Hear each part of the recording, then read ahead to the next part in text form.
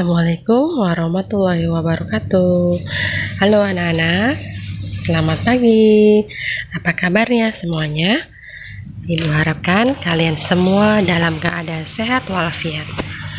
Baik anak-anak, jangan lupa untuk selalu membaca doa terlebih dahulu sebelum memulai pembelajaran.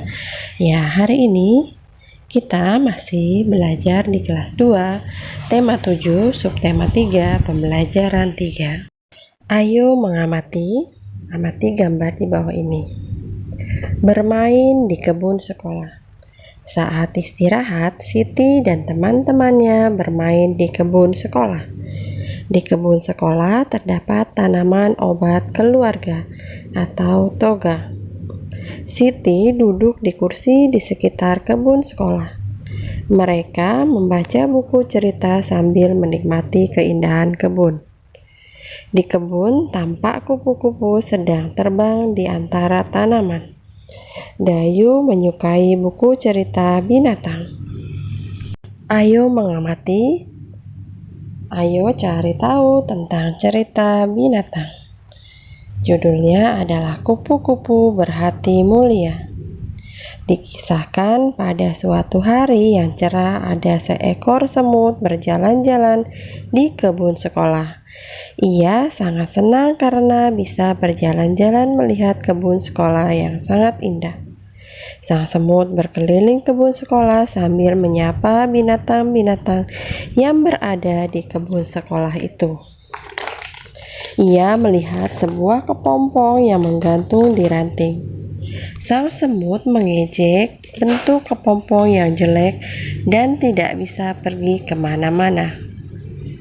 Hai kepompong, alangkah buruk nasibmu. Kamu hanya bisa terdiam dan tergantung di situ.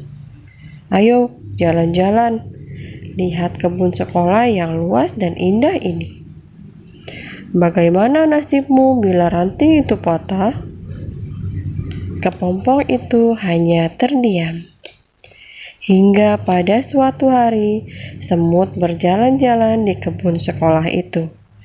Karena hujan, kebun sekolah itu dipenuhi lumpur sehingga semut pun tergelincir dan jatuh ke lumpur. Semut itu jatuh. Semut itu berteriak minta tolong sekencang mungkin. Tolong, bantu aku. Aku mau tenggelam. Tolong, tolong, tolong aku. Untunglah saat itu ada seekor kupu-kupu terbang melintas. Kemudian kupu-kupu itu menjulurkan sebuah ranting ke arah semut. Semut, peganglah erat-erat ranting itu. Nanti aku akan mengangkat ranting itu. Lalu si semut memegang erat-erat ranting itu. Dengan sekuat tenaga, kupu-kupu mengangkat ranting tersebut. Kemudian kupu-kupu menurunkannya di tempat yang aman. Semut berterima kasih kepada kupu-kupu karena telah menolong nyawanya. Aku adalah kepompong yang pernah kau ejek, kata si kupu-kupu. Ternyata kepompong yang dulu diejek semut sudah menyelamatkannya. Akhirnya sang semut pun berjanji tidak akan menghina semua makhluk ciptaan Tuhan yang ada di kebun sekolah itu. Nah, dari cerita tadi yang sudah kalian baca dan dengarkan, nilai yang terkandung dalam cerita kupu-kupu berhati mulia adalah kita tidak boleh mengejek dan harus tetap berbuat baik walaupun dengan orang yang pernah menyakiti kita. Ingat itu ya anak-anak ya. Ayo berlatih. 1. Mengapa semut mengejek kepompong? Semut mengejek kepompong karena kepompong tidak dapat berjalan keliling kebun. Selanjutnya, soal nomor 2. Bagaimana sikap kepompong ketika diejek oleh semut? Sikap kepompong ketika diejek semut adalah kepompong diam dan tidak menghiraukan ejekan semut. Soal selanjutnya, soal nomor 3, mengapa semut meminta tolong?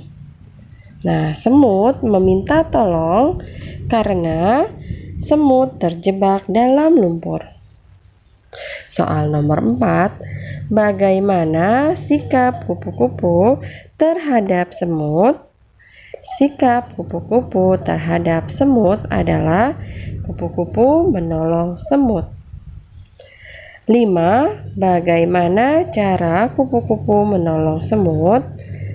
Cara kupu-kupu menolong semut adalah menyuruh semut untuk memegang erat-erat sebuah ranting, kemudian ranting tersebut akan diangkat oleh kupu-kupu. Soal nomor 6, setelah kupu-kupu menolong semut, apakah yang diucapkan oleh semut kepada kupu-kupu? Yang diucapkan oleh semut kepada kupu-kupu adalah ucapan terima kasih. 7. Tulislah janji yang diucapkan oleh semut setelah ditolong oleh kupu-kupu. Semut berjanji tidak akan menghina semua makhluk ciptaan Tuhan yang ada di kebun sekolah itu. Sebelum bermain ke kebun sekolah, Siti dan teman-temannya pergi ke perpustakaan terlebih dahulu. Mereka gemar meminjam buku cerita. Siti membaca buku cerita di sekitar kebun sekolah. Ayo berlatih. Ayo coba cari informasi tentang kegiatan kesukaan teman-temanmu ketika pergi ke perpustakaan. Ya, ini adalah contohnya. Kira-kira ada beberapa orang teman Siti, yaitu yang pertama adalah Rizal, kegiatan kesukaan di perpustakaan yaitu membaca buku cerita binatang. 2. Sandi membaca buku cerita tumbuhan. 3. Sinta membaca buku cerita binatang. Monik membaca cerita bergambar. Boni membaca buku sains. Beno membaca buku cerita binatang. Dan Mona membaca buku sains. Nah, berdasarkan informasi yang kamu peroleh dari tabel tadi, isilah tabel berikut. Nah, yaitu kita lihat yang pertama membaca buku cerita binatang jumlahnya 3 orang, membaca buku cerita tumbuhan 1 orang, membaca buku sains 2, dan membaca cerita bergambar 1. Ayo berdiskusi, diskusikan dengan temanmu bagaimana sikapmu terhadap teman yang memiliki kegiatan kesukaan di perpustakaan yang berbeda. Nah, ini adalah contohnya. Misalnya, sikapku terhadap teman yang memiliki kegiatan kesukaan di perpustakaan yang berbeda, yaitu yang pertama, menghargai kegiatan kesukaannya. 2. Tidak mengejeknya. 3. Tidak memaksa teman untuk menyukai kegiatan kesukaan tertentu. 4. Tetap berteman dengan rukun dan selalu menjaga persatuan. Di meja perpustakaan terdapat tumpukan buku. Ada yang terdapat 2 buku, ada yang berisi 3 buku, ada yang berisi 4 buku. Nah, ayo berlatih. Ayo perhatikan beberapa tumpukan buku berikut. Buku yang berdiri dapat dinyatakan dengan pecahan. Pecahan berapa anak-anak? 1 dari 2 buku, jadi 1/2. Selanjutnya, buku berwarna merah dari tumpukan buku di samping dapat dinyatakan dengan pecahan 1 dari 4 buku, jadi 1/4. Soal latihan pembelajaran 3. Soal latihan pembelajaran 3 ini ada di halaman 139. Kalian lanjutkan dari soal nomor 3 sampai dengan nomor 5. Selanjutnya, halaman 140, ayo berlatih. Kalian tarik garis ya di buku, dibuat gambarnya sebisa mungkin. Ya, kiranya sampai di sini pembelajaran kita hari ini.